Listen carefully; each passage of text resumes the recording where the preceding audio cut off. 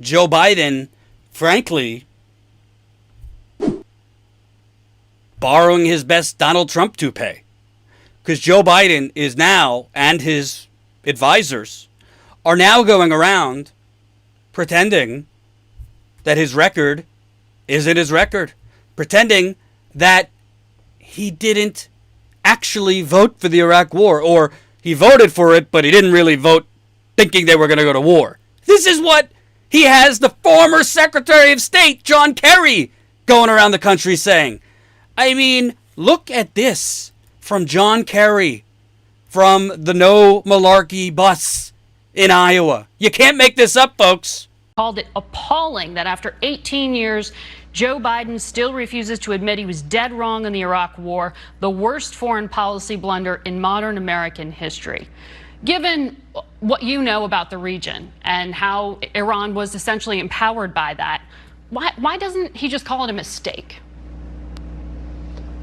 Well, I think, in fact, Margaret, I think that Bernie, regrettably, is distorting Joe's record in the following sense. I mean, he doesn't have what Joe Biden has, which is 8 years of sitting on the National Security Council and demonstrating his judgment, whether it was on his leadership dealing with the migration that was flowing across our border and helping to resolve that with the presidents of those countries, or his work pulling troops out of Iraq and negotiating that and working as perhaps the lead point man on that effort.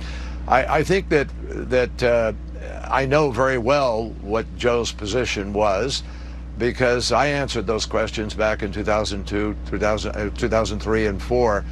And it was very clear that what we were doing was listening to a president who made a pledge that he was going to do diplomacy, that he was going to exhaust diplomacy, build a coalition.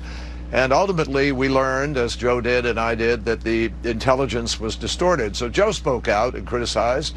Joe was against what they were doing. The vote was not a vote specifically to go to war. It was a vote for the president to have leverage with respect to getting Saddam Hussein back to the negotiating table, back to the inspections, excuse me. And I think we were let down, and Joe has said many times that it was a mistake, obviously, to trust the words of the administration who didn't follow through on what they said they were going to do. And I invite you to go back, read my speech on the floor and others, where I said this is not a vote specifically to let the president go to war. So I think Bernie is trying to drive a wedge in there. I understand that. John Kerry is just straight up lying. And frankly, I'm not a soldier. I don't have any family that was in the military. But if I was an Iraq war veteran, if I was the family of a soldier who died, if I was the family of a soldier who is alive but missing legs, missing limbs, PTSD, suicidal thoughts, has not been able to re-enter society in a mentally healthy way, I would be extremely outraged. Let me just, if people don't understand, here is HJ Resolution 114, 107th Congress. Authorization for use of military force against Iraq, resolution of 2002. It doesn't say authorization for use of diplomatic negotiations. It says use of military force against Iraq. What in God's name are these people talking about? Oh, and, you know, if you need a reminder, there's Joe Biden voting for it in the Senate. If you're so, let's say you're so naive that you actually buy the bullshit they're selling, that, oh, Biden voted for it, but he didn't actually vote thinking or agreeing or authorizing George Bush to go to war. He was voting for it to give Bush and Cheney, who Biden's no idiot. He was in the Senate for 20 years before that. He knew that George W. Bush was trying to make up for Papa Bush's Gulf War disaster. He knew that Dick Cheney was a epic warmonger who was pulling the strings of Bush's brain. He knew that Donald Rumsfeld and George Tenet and Paul Wolfowitz, he knew. Biden knew who was really running the show here. It wasn't George W. Bush. Joe Biden, not only did he vote for the war, not to give George Bush a another tool in the diplomatic toolbox to send boots on the ground. As Bernie Sanders' campaign is finally pointing out, I don't know what took him so long. Maybe they watched me because I showed you this clip last week.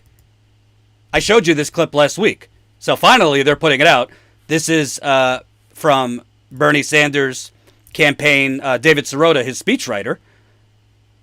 Joe Biden, if he was so duped, why was it that he was saying things like this 4 months after the war in Iraq started? Some of my own party have said that it was a mistake to go to Iraq in the first place and believe that it's not worth the cost, whatever benefit may flow from our engagement in Iraq.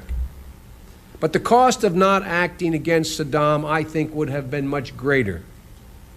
And so is the cost, and so will be the cost, of not finishing this job.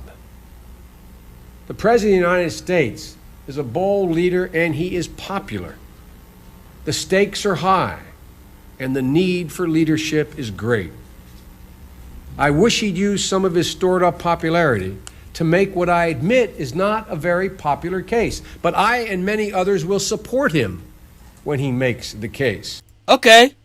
Well, since the CBS anchor isn't an actual journalist, let me tell you something. CBS has way more resources than little old Status Coup. This is ridiculous. This is like Donald Trump claiming, oh, I saw thousands of Muslims on a rooftop cheering on 9/11. This is like Donald Trump saying he was against the Iraq War when he's on Howard Stern's show saying he's for the Iraq War. This is like Hillary Clinton saying, well, I have a public position and a private position. Honestly, if Joe Biden had any integrity, he'd say, I was wrong. I've learned from it. It was a disastrous decision, and I'll regret it for the rest of my life. It wouldn't bring any of the troops back. It wouldn't bring any of the Iraqis who have been slaughtered because of our reckless, immoral war. But at least he'd have a little moral integrity here. But what's just appalling about the whole thing is John Kerry, who was Secretary of State, who was the Democratic nominee in 2004, is lying on behalf of Joe Biden. He didn't vote for the war because he had sat down and had tea with George Bush, and George Bush said, no, we're not going to send ground troops, but if you give me authorization, it will give me some leverage with Saddam to bring him back to the table. Joe Biden knew who he was dealing with. These were neocons. These were warmongers. These were people next to Bush who were trying to take out Hussein since the 1980s. And if he thought he was duped by George Bush, and he didn't actually think that George W. Bush was going to go to war, or his vote wasn't actually to give Bush the authority to send ground troops, then why was he 4 months later saying George Bush is a hell of a guy? George W. Bush is a popular leader. I support him. We need to finish the job. Bernie, I hope, Bernie, and we're going to get to his campaign, taking off the gloves, but Bernie, bring it on Tuesday night. Bring the receipts, Bernie. Wonderful graphic by our own Colin Tooley. So, I mean, this is all just bullshit. Bullshit. Bullshit.